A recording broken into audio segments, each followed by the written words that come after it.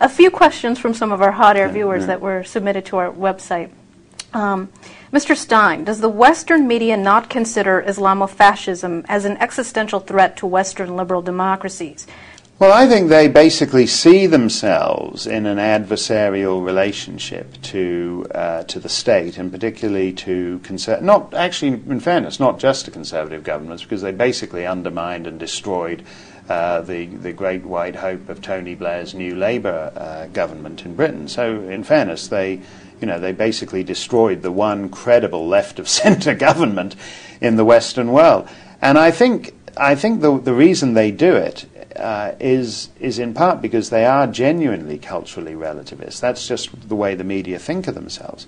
I'm disgusted. I'm seriously considering, with Associated Press, for example, who are basically the in-house snuff photographers for the Iraqi insurgency. I think that's disgusting. I'm uncomfortable appearing in any newspaper that uses Associated Press, which unfortunately is most of them. Yes. And but I do think I think it's disgraceful, and I think it's disgusting that the Pulitzer Committee actually has something that is worse than Walter Duranty now on its honor roll, which is that they have essentially rewarded people who are publicists for the executioners of American troops and Iraqi civilians. I don't think that's journalistic integrity. I think that's wickedness of the most profound kind, and I'm ashamed and disgusted in my own profession. If they don't understand that, then shame on them.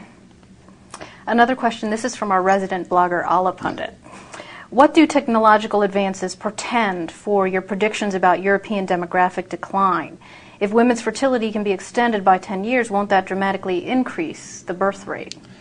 I don't think so, because I think it's true that one is always astonished at these things now, where, you read about, I think the first one was a few years ago, some 58-year-old woman gave birth to her first child, and then there was, I think, a 63-year-old woman gave birth to her first child. And doubtless, there'll be, I'm sure even as we speak in an Italian clinic, there's some 87-year-old right. giving birth to the first child, and desperate cousins and things, and worrying they're not going to be stuck with the kid if she dies of old age before he's in nursery school. I think there's.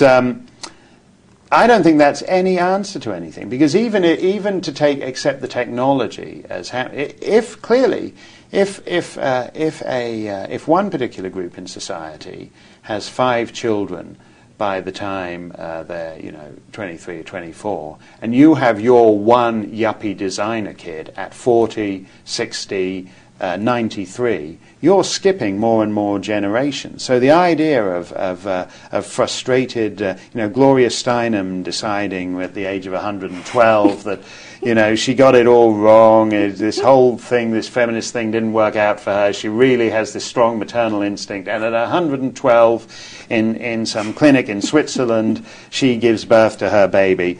That still means that Gloria ought to be a great-great-great-great-great-great-great-great-grandmother by now, and she skipped all those generations. That's right. Not going to answer. That's not going to solve the demographic problem. Right. Winning requires 2 things: not only knowing who we are, but dealing in reality with what they are. And so if you've got these 2 constitutions, both the Iraqi and Afghanistan constitutions, that have Sharia law embedded to them, you used the buzzword Sharia law, I mean, how much freedom are we really guaranteeing them? You can't abandon the Islamic religion without risking your head. Yeah, and I find this very interesting, because when you look at what we now accept as Muslim countries, they didn't have Sharia law that long ago. I mean, if you were raised in Pakistan up till about 50 years ago, so up till about the mid-50s, you received a virtually identical education to a schoolboy in England. You learned about the same things in many ways. You learned about Shakespeare, Magna Carta, none of that stuff, by the way. That one of the, stupidity is a great enemy in this world, and unfortunately, if you're raised only to know the Quran, there's a whole lot of other stuff that you're not learning about, and that is a kind of great gap just on your mental map of how the world looks. But as I said, 50 years ago, a Muslim in Pakistan would have received a broadly similar education to an Englishman or a Scotsman. Same with a guy in Sudan. Same with the guy in Nigeria. All these places we now accept as part of the Muslim world, and we think it's entirely natural for them to live under Sharia or Islamic law.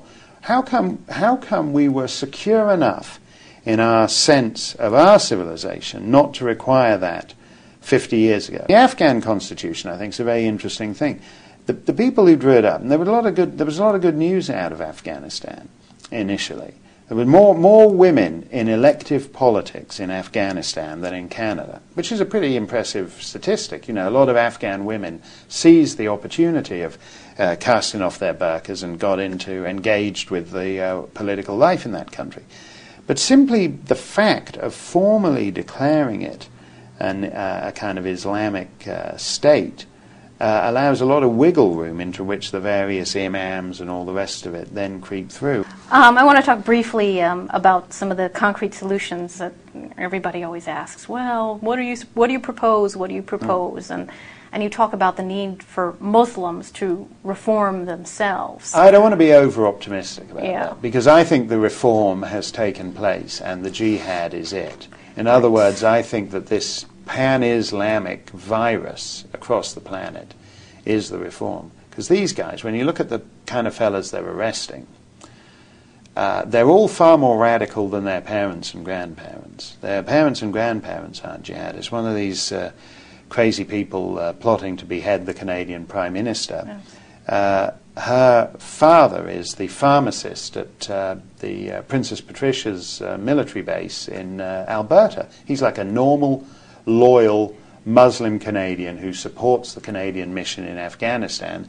His daughter is this crazy jihadist who wanted a prenup with her husband in which he agreed to commit martyrdom, which I think is the kind of prenup Marvin Mitchelson would have loved to negotiate in his heyday, because he would have cleaned up if these Muslim gals hot for jihad had been requiring that in the prenup. But I mean, this is the insanity of it, that these people are more radical. So in a sense, the reform I'm talking about is how do you, with no great ambition or optimism about this, but how do you even turn the clock back to the kind of Islam that prevailed in Singapore or the Balkans 40 or 50 years ago? Than the unreform. Yes, to de-reform as well. Yeah. Well, you talk about feminists helping out. Crickets are chirping. Yes. Where are they? Well, they're not just chirping. I mean, Germaine Greer, who was like the heroine of the first generation of feminists, comes out and gives all kinds of rationales for why female genital mutilation is a great thing. There's something actually quite despicable, I think, about the way the feminists are silent. There's honor killings, which were on the fringes of the map